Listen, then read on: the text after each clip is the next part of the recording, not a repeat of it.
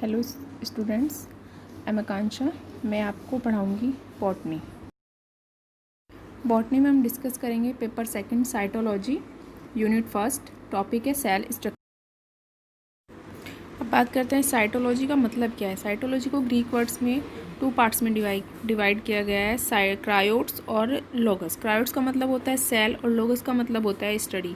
जहाँ पर भी हम सेल्स के या स्ट्रक्चर और फंक्शन की स्टडी करते हैं वो क्या कहलाता है, साइटोलॉजी। डेफिनेशन है, is the branch which comprise the study of cell structure and functional is called the cytology. All living organisms, both plant and animals, are composed of repeated structure unit called cell. जितने भी animal और plants होते हैं उनकी जो structure unit है वो कहीं से मिलके बनी होती है, सेल से। हम सभी को पता है कि जितने भी लिविंग ऑर्गेनिजम्स हैं वो सब मेडअप कहीं से हुए हैं, सेल से। तो जो हमारी जो बॉडी है वो एक ही तरह की सेल्स होती है और वो कहते हैं एक के ऊपर एक। जैसे हमने दीवार देखा है, दीवार में जैसे हम दीवार बनाते हैं तो उसके ऊपर एक ईंट के ऊपर दूसरी ईंट रखते हैं, सेम ही होती है। उसी तरह जो हमारी बॉडी होती है, प्लांट्स हो या एनिमल्स हो, वो भी सेम तरह की सेल से मिलके बनी होती है।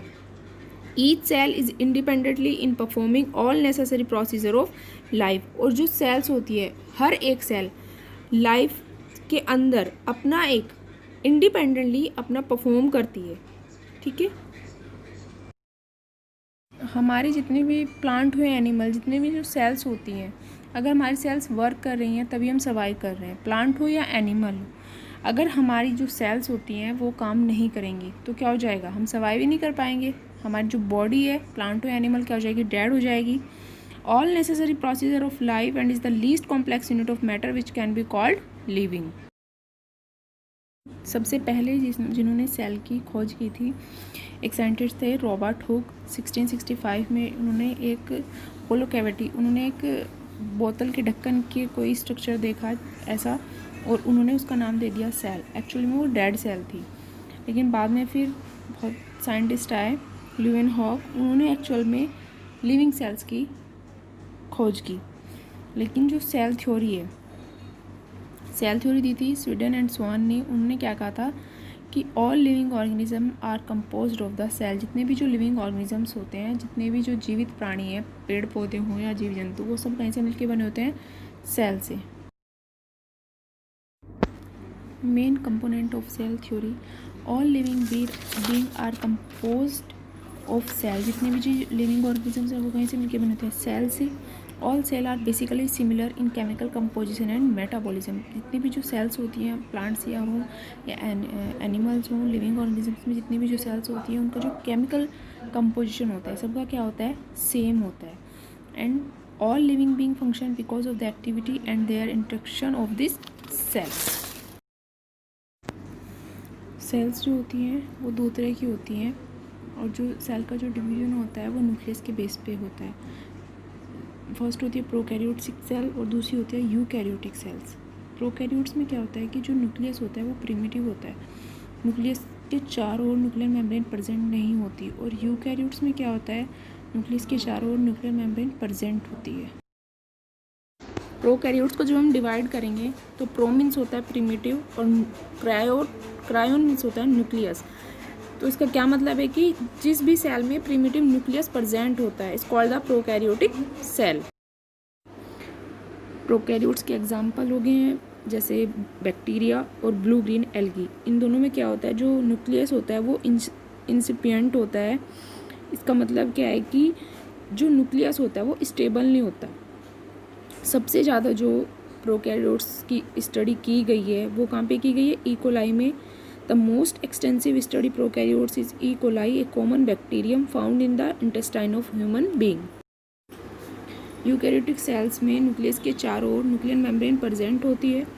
इसके एग्जाम्पल हैं higher plant and animals. Cell with true और well defined nucleus with membrane are eukaryotic cells. Prokaryotes और यूकैरियोट्स में डिफरेंसेस क्या होते हैं।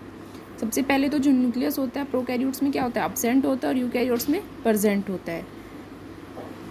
मेम्ब्रेन या ऑर्गेनल्स, जो सेल के ऑर्गेनल्स होते हैं सेल के अंदर, प्रोकैरियोट्स में एब्सेंट होते हैं, यूकैरियोट्स में प्रेजेंट होते हैं। ऑर्गेनल्स मतलब जैसे कि माइटोकॉन्ड्रिया हो गया, गोल्जी बॉडी होगी, ये सब क्या होते हैं, यूकैरियोट्स में प्रेजेंट होते हैं।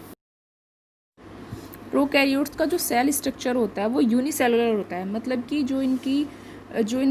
जो प्रोकैरियोट्स की जो सेल्स होती हैं, जो बॉडी होती हैं, जैसे कि बैक्टीरिया हो गया, उनका जो स्ट्रक्चर होता है सिर्फ वो एक सेल से मिलकर बने होते हैं, यूनिसेलुलर। और यूकैरियोट्स उनमें क्या होता है, मोस्टली मल्टी सेलुलर या सम यूनिसेलुलर भी होते हैं, कुछ यूनिसेलुलर भी होते हैं, लेकिन ज़्यादातर क्या होता है, मल्टी सेलुलर होते हैं, मतलब कि एक जैसी बहुत सारी सेलों से मिलकर बने होते हैं। जो प्रोकैरियोट्स का सेल साइज होता है वो 0.1 से 5 म्यू एम होता है, और जो यूकैरियोट्स का साइज होता है वो 10 to 100 होता है।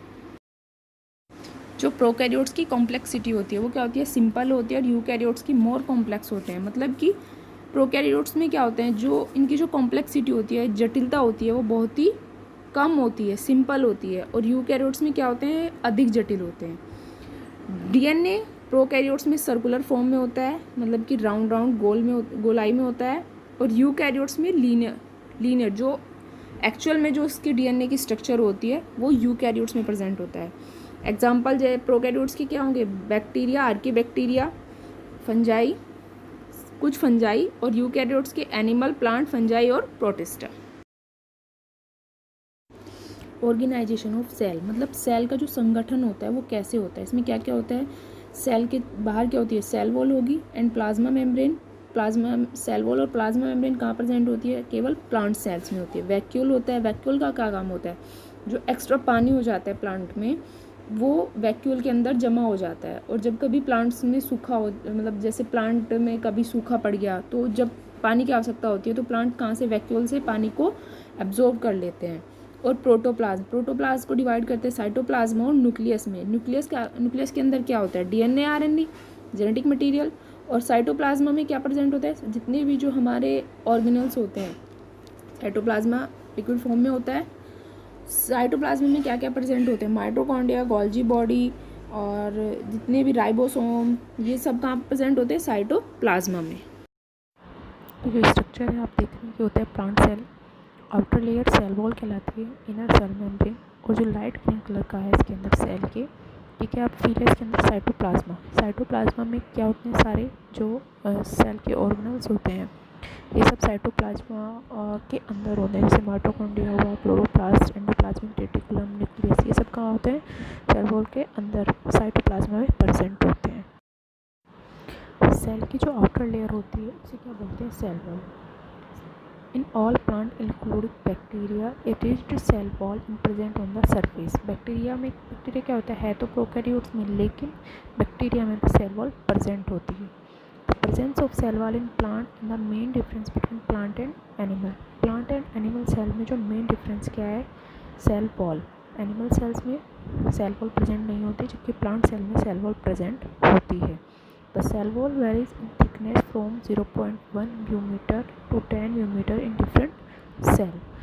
जो सेल की जो मोटाई होती है वो कितनी होती है, 0.1 से 10 μm।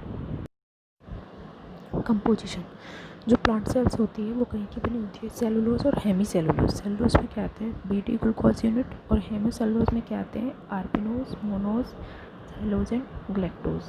एंड पैक्टीन में क्या आएंगे, ग्लैक्टोज, ग्लूटामेरिक acid and arabinose etcetera. In bacteria cell wall is composed of the protein, lipid, polysaccharide. जो बैक्टीरिया की जो सेल वॉल होती है वो कहीं की बनी होती है, प्रोटीन, लिपिड, पॉलीसेक्राइड। उसमें दो इंपॉर्टेंट केमिकल्स होते हैं, एन एसिटाइल ग्लूकामीन और N acetyl numeric acid. Cell की जो मॉर्फोलॉजी है, मॉर्फोलॉजी का मतलब क्या होता है कि जहाँ पे हम सेल के स्ट्रक्चर की स्टडी करते हैं। ये जो आप स्ट्रक्चर देख रहे हैं, जब आप प्लांट सेल की जो सेल वॉल होती है, आउटर लेयर, जब आप उसे जूम आउट करोगे तो उसका कुछ ऐसा स्ट्रक्चर आता है। Typical cell wall is made up of the 4 layer. जो सेल वॉल होती है वो 4 लेयर से मिलकर बनी होती है, प्राइमरी, मिडिल, सेकेंडरी और टर्शरी। जो सेल वॉल की आप आउटर लेयर होती है वो क्या कहलाती है, प्राइमरी वॉल। जो प्राइमरी वॉल होती है वो बनी होती है cellulose, hemicellulose and pectin substances की। आउटर लेयर जो होती है प्राइमरी वॉल, वो क्या होती है, इलास्टिक नेचर होता है। इलास्टिक का मतलब होता है लचीली, और इसकी जो मोटाई होती है वह होती है 1 से लेकर 3 mm थिक तक। जब प्लांट की ग्रोथ होती है तो उसमें क्या बनती है, सबसे पहले बनेगी प्राइमरी वॉल, और जब प्राइमरी वॉल की ग्रोथ रुक जाती है उसके बाद बनती है सेकेंडरी, देन टर्शरी, और उसमें बनता है फिर मिडिल लैमेला। सेकेंडरी वॉल, ये जो सेकेंडरी वॉल होती है, जब प्राइमरी वॉल की ग्रोथ रुक जाती है तब सेकेंडरी वॉल की ग्रोथ शुरू होती है। जो सेकेंडरी वॉल होती है ये सेलुलोज, हेमी सेलुलोज की मिलकर बनी होती है, और ये क्या करती है, ये प्लांट को स्ट्रॉन्गनेस प्रोवाइड करती है। ये इलास्टिक होती है एंड रिजिड होती है। इसकी जो मोटाई होती है वो होती है 5 से 10 म्यू एम तक। मिडिल लैमेला की जो लेयर होती है वो सीमेंटिंग होती है, मतलब कि काफ़ी स्ट्रॉन्ग होती है, और ये मिलके बनी होती है कैल्शियम एंड मैग्नीशियम पेक्टेट से। टर्सरी वॉल जो होती है वो लेट डाउन होती है सेकेंडरी वॉल के, and is purely cellulose in nature. इसका जो नेचर होता है वो कैसा होता है, सेलुलोजिक। सेल वॉल का मेन फंक्शन क्या होता है, तो प्रोवाइड करता है प्लांट को मैकेनिकली स्ट्रेंथ प्रोवाइड करता है, और दूसरा क्या होता है, जो प्लांट सेल क्या काम करता है, प्लांट सेल में एक स्पेशल ऑर्गन्स होता है chloroplast which create the sugar विया फोटोसिंथेसिस। उसमें क्या होती है, क्लोरोप्लास्ट में फोटोसिंथेसिस की रिएक्शंस होती हैं।